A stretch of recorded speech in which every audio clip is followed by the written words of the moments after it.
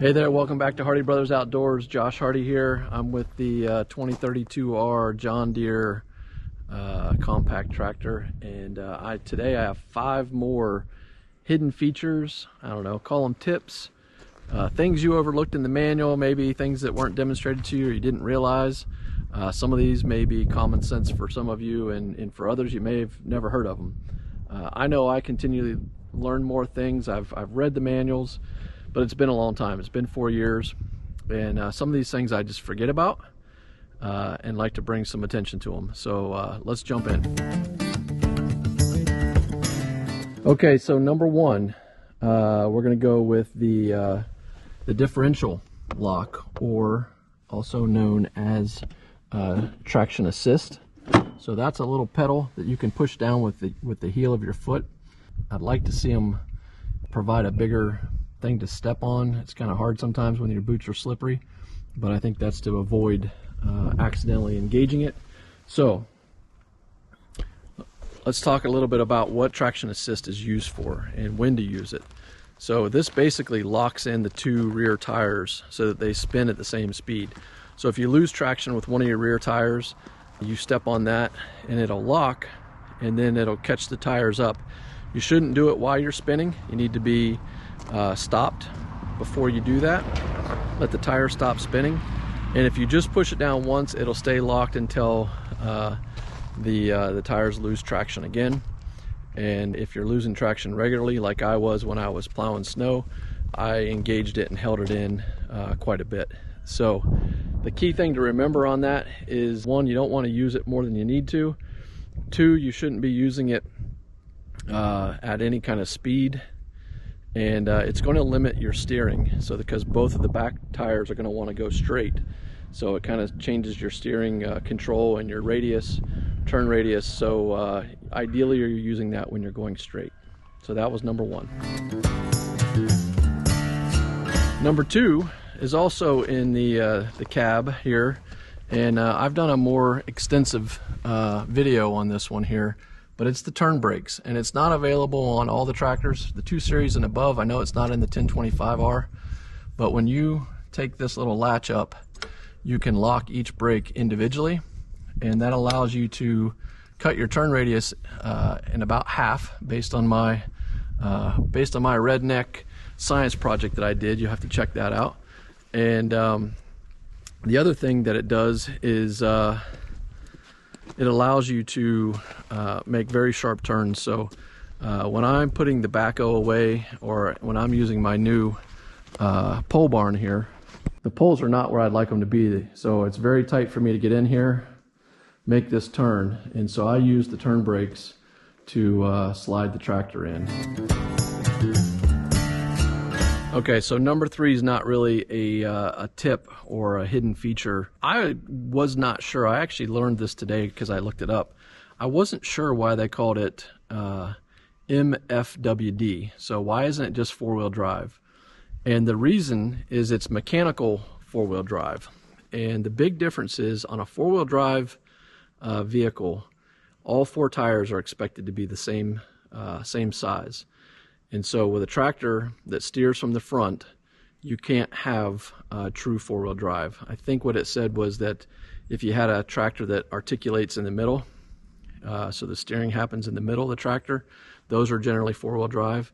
But when you steer from the front with smaller tires, those, you're basically engaging the front wheel drive is really what it is. So anyway, that's something that I use all the time here on my property. I have just tremendous amount of hills, and you can see here behind me, looking up the hill. For me to get to the property, anywhere on the property, that's where I have to go, is up that hill. Okay, so let's get back to the tips. So number 3 of the actual tips or hidden features is going to be the rate of drop, and mine is kind of hidden back in there underneath the seat, and that is going to adjust the speed at which the 3-point adjusts up and down. That can definitely change the smoothness of how your 3-point attachments operate. Tip number 4 and tip number 5 are going to be related to the Midmount mower, which I do not have installed right now. But if I did, when you're operating the Midmount mower, to turn on the Midmount mower, you use this yellow button, and when you push it forward, it's engaged. With the middle PTO on the Midmount mower, you can't mow in reverse. Anytime you try to mow in reverse, it'll shut off the tractor. And so that's just a safety precaution to keep you from running over someone while you're mowing, and which I think is pretty important. I have to remind my kids to approach from the front, way off in the distance, wave their arms till I see them. So I've seen a lot of people disengage this. I'm not planning on doing it. I think it's a good safety feature. It's not a big problem for me to reach over and hold it down to mow in reverse, which I do use. So in order to mow in reverse, you just hold the button down, hold it down for the amount of time. Once you stop and go back forward, you can let go of it. Okay, hopefully you can see this well enough. Tip number 5 on the Midmount mower. And I've got one more little pointer I'll give after this. One of the things is when you're not using the Midmount mower, you can store and lift up this PTO shaft so that it's not going to get caught up on anything. I'm in the woods a lot. I haven't done this very often, but on occasion I do. I lost the pin that came with it. But basically, there's a hole here and a hole here. And you want to get those to line up.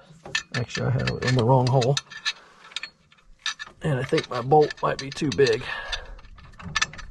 There we go.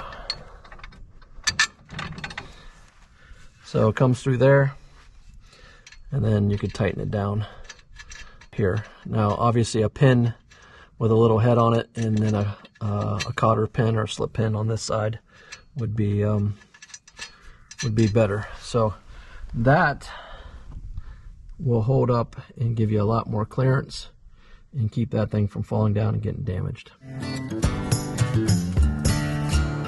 Okay, so my final tip of the day is just one that I've found. Many of you maybe have been around since the beginning of our channel, where I identified an issue, or actually it had been identified before me, but I made a video about it, and that's the loose bolts on the trunnion or the front axle. My tip is to make sure that yours are tightened and that you keep an eye on them. But what I've done is I've invested in this yellow paint marker. I think I got 3 of them. They might have been 12 bucks or something. I'll leave a link down below. But what I do with those is I've come back and I've marked those bolts. There's 2 there and 2 up front. So a total of 4 bolts on each side. My lines look like a 4-year-old drew them. So maybe use a ruler or something to line them up. But anyway, I find that that's very easy. I just come around and I can just do a quick visual inspection. And happy to report that in the 6 months or so since Deere picked up my tractor, replaced those bolts, and created a DTAC case for it, they have not come loose. So those are my tips and tricks for the day. I want to thank you all for watching.